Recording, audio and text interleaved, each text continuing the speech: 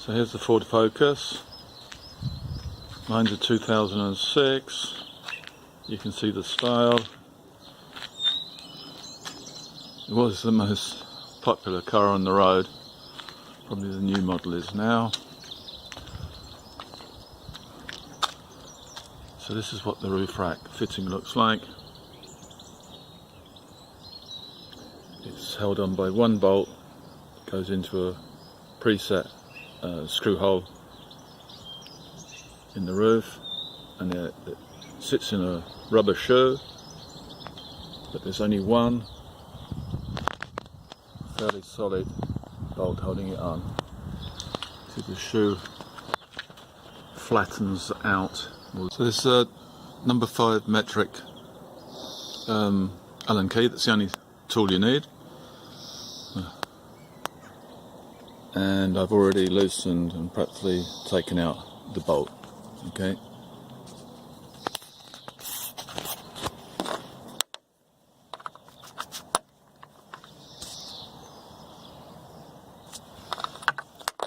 Pull it out.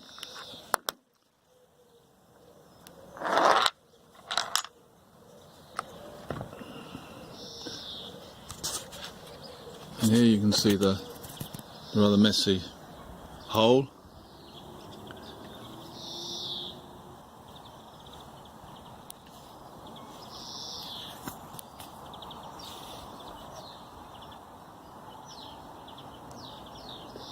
Now I'm going to screw the bolt back in, so you can see, just get another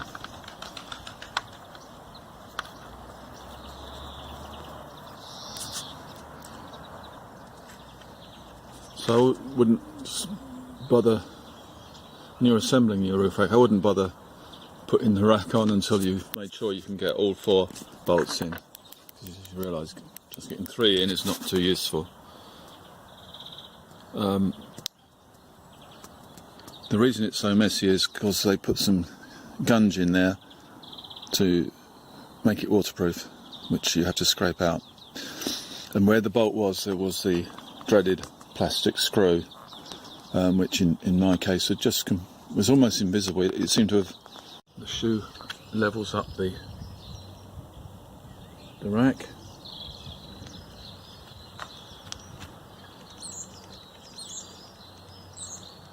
So the shoe faces the other way at the back.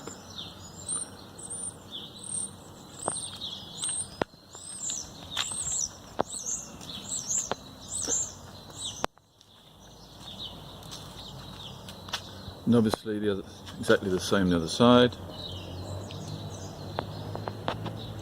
You can see the hand screwed wing nuts that just keep the bars on. So when you've got this very solid fitting, then the roof rack itself is quite simple. And those two on either side of the bolt, they're 2 rubber protrusions from the shoe, which just hold it in place. It really is quite solid. Quite a good design.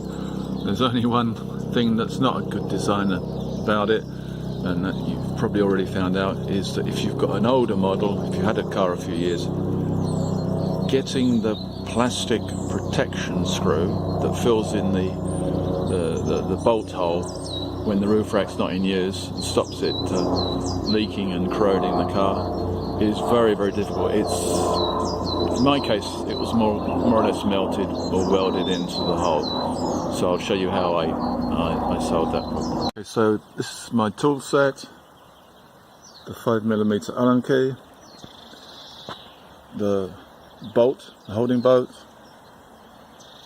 think it's a fairly standard one. It came with the roof rack, but I think it's a fairly standard one.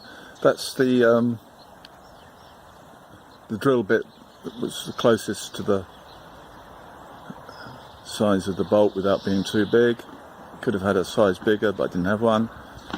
And then I've got a pair of tools that are normally used for woodworking. There's a spike for starting a hole, and then there's a bradawl. And the bradawl was the most useful thing. So In fact, there's a bit of the plastic screw that I drilled out and destroyed. That's the head. If it can unscrew, then just unscrew it. Well, you wouldn't be here watching this video. So I solidified by drilling a hole in the very centre of the plastic screw, and I drilled right through until I hit nothing, like the interior of the roof section, as it were. And you need that because you need somewhere for the bits that you're going to break off to go to. Then I used the bradawl tool. I screwed that in, screwed it in and out. I used some WD-40 as well, just to make everything nice and oily and slippy. And then I used the spike here to just break out the bits.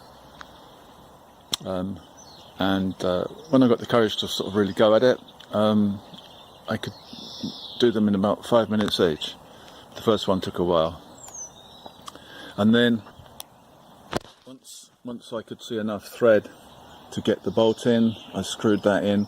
And what I did was I practiced screwing the thing in without the roof rack at all. Kept it very oily so that I knew that it wasn't going to cross thread, that it was going to go in sufficiently. So I got that well used. And then all I had to do was position the